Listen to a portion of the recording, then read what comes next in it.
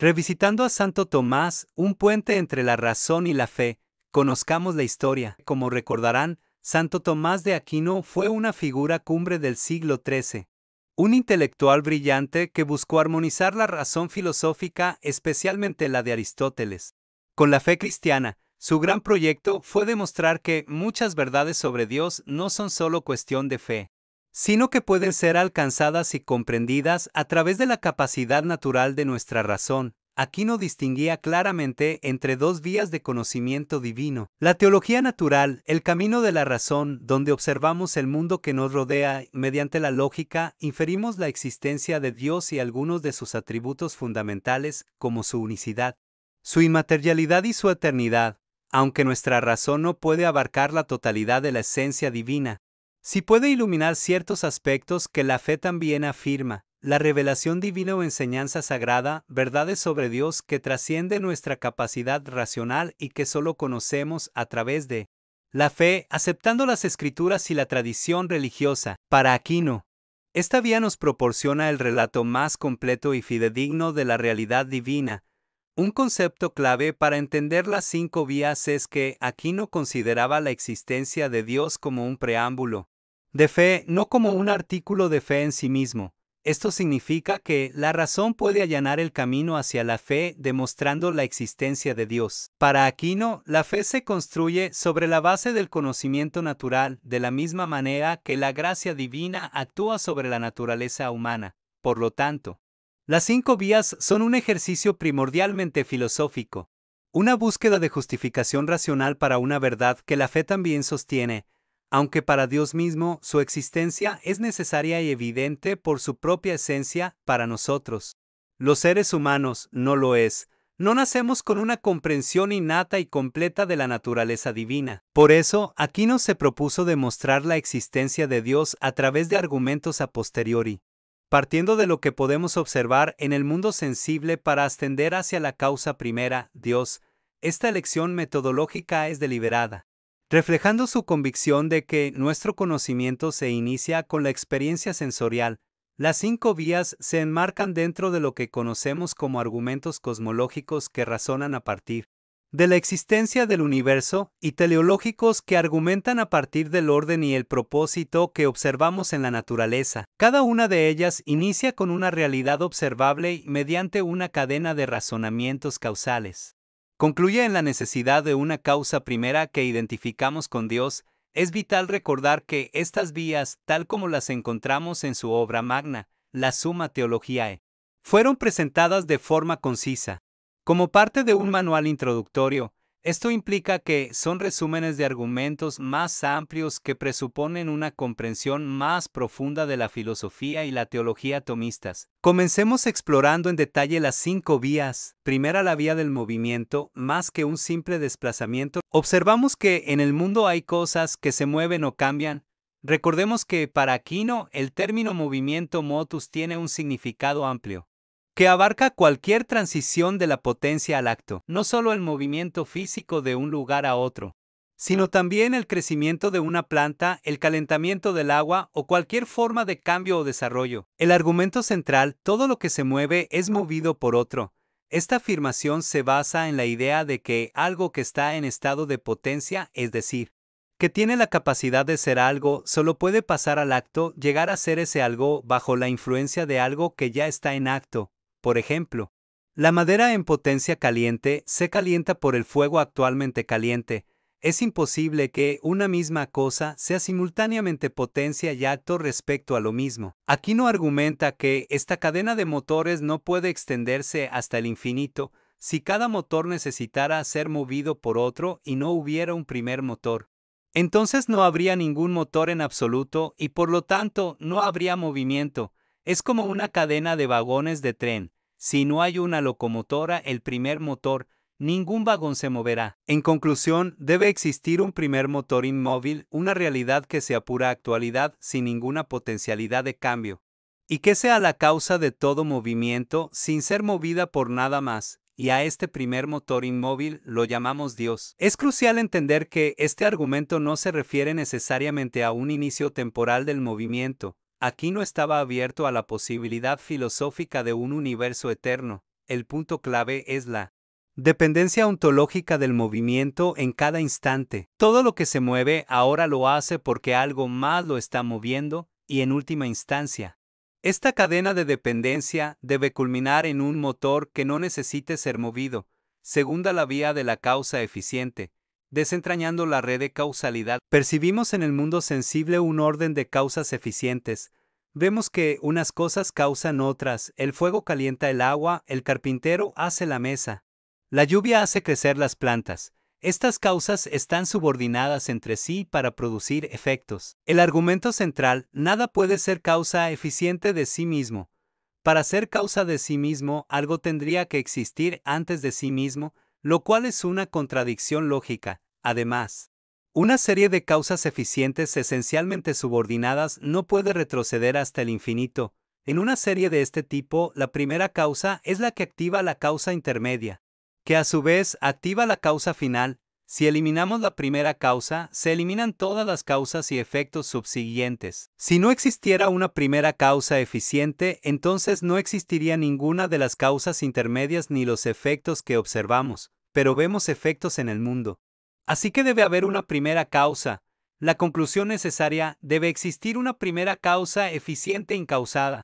Una causa que no sea causada por ninguna otra y de la cual dependan todas las demás causas, y a esta primera causa incausada la denominamos universalmente Dios. Al igual que con la primera vía, la clave aquí es la dependencia ontológica y jerárquica de las causas. No una mera sucesión temporal, una cadena causal esencialmente ordenada como una serie de engranajes donde cada uno mueve al siguiente, requiere una primera causa que esté actuando ahora mismo para que los demás se muevan.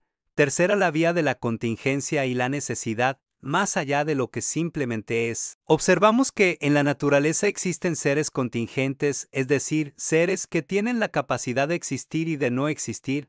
Nosotros, los seres humanos, somos ejemplos claros, nacemos y morimos.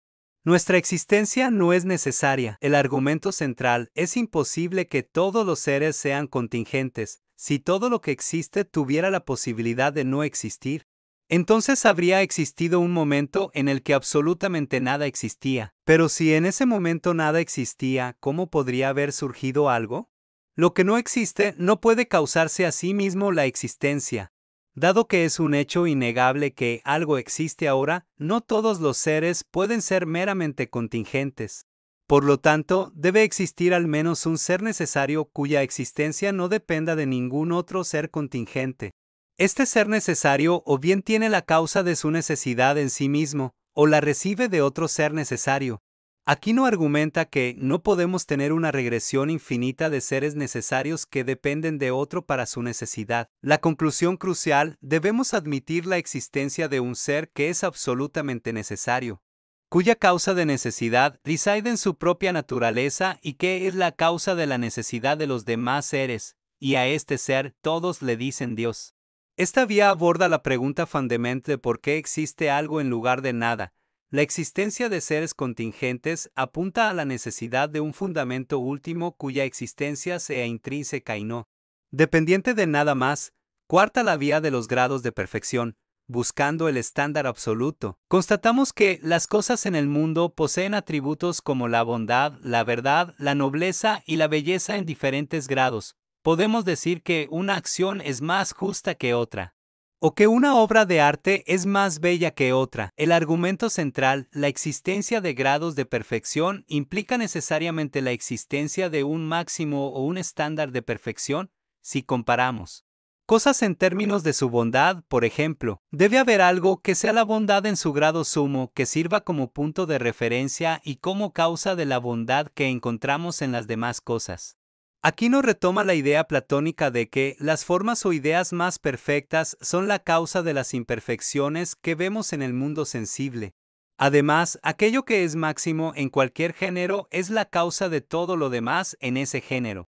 Así como el fuego, que es el máximo calor, es la causa del calor en otras cosas, debe existir un ser que sea la máxima perfección en todos los sentidos. La conclusión evidente: debe existir un ser sumamente perfecto, que posea todas las virtudes y perfecciones en su grado máximo y que sea la causa de todas las perfecciones que encontramos en el universo. y a este ser sumamente perfecto. Santo Tomás lo identifica con Dios. Este argumento sugiere una estructura jerárquica de la realidad donde las perfecciones que observamos son participaciones imperfectas de una fuente última y perfecta. Quinta, la vía de la finalidad.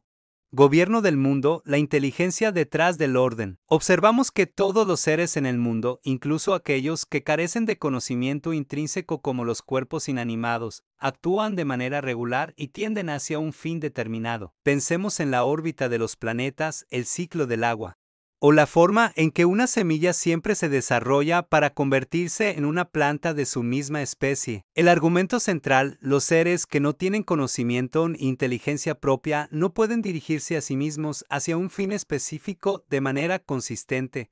Necesitan ser guiados o dirigidos por algo que sí posea inteligencia. De la misma manera que una flecha es dirigida hacia su blanco por un arquero, incluso los seres vivos con cierta inteligencia actúan dentro de un orden y persiguen fines que parecen trascender su propia comprensión limitada. Por lo tanto, debe existir una inteligencia superior que sea la causa de este orden y finalidad que observamos en todo el universo.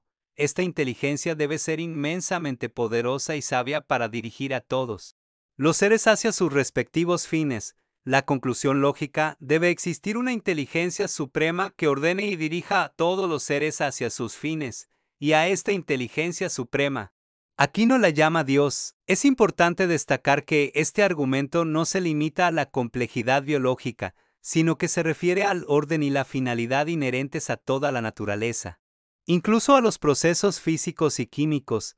Contemplemos las implicaciones y el concepto de simplicidad divina. Como mencionamos, las 5 vías no solo buscan probar la existencia de Dios, sino que también nos dan pistas sobre sus atributos. Cada vía apunta hacia una característica esencial: ser el primer motor, la primera causa, el ser necesario, el ser sumamente perfecto y la inteligencia suprema. Un concepto fundamental en la teología tomista que unifica a estos atributos es la simplicidad divina. Aquino sostenía que Dios es simple en el sentido de que su esencia es idéntica a su existencia, y que no está compuesto de partes o atributos separados. Cuando decimos que Dios es bueno, no significa que tenga una parte de bondad. Dios es bondad.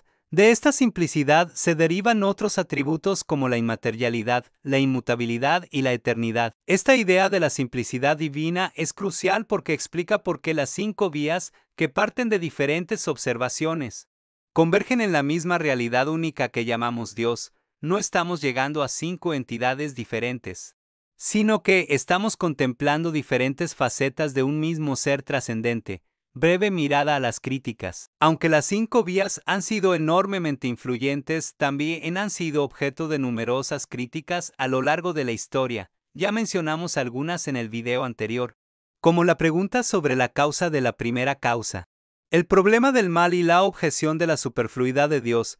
Es importante recordar que estos argumentos son de naturaleza metafísica y operan dentro de un marco filosófico específico.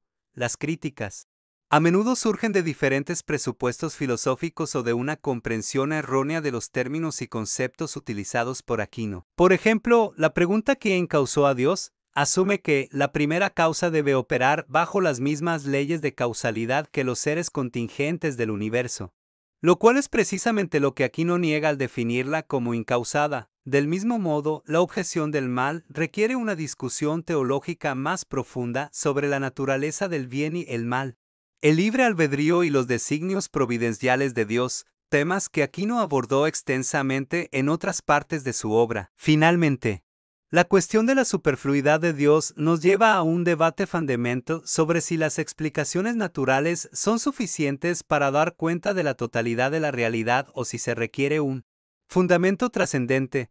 Conclusión: las 5 vías de Santo Tomás de Aquino representan un intento monumental de utilizar la razón para comprender una de las preguntas más fundamentales de la existencia humana. ¿Hay una realidad última que trasciende el mundo que percibimos? Aunque estos argumentos han sido debatidos y reinterpretados durante siglos, siguen siendo una fuente rica de reflexión filosófica y teológica.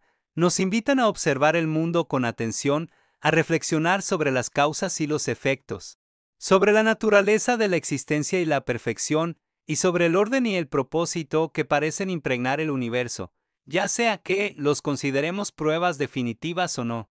Las 5 vías nos ofrecen un marco poderoso para pensar sobre la existencia de Dios desde una perspectiva racional. Espero que esta exploración más detallada de las 5 vías les haya resultado informativa y haya despertado aún más su curiosidad sobre este fascinante tema. ¿Qué reflexiones les surgen ahora? ¿Hay alguna de las vías que les parezca más convincente que las otras? Compartan sus pensamientos en los comentarios. No olviden darle like a este video si les gustó y suscribirse al canal para no perderse futuras exploraciones de ideas tan profundas como estas. Hasta la próxima.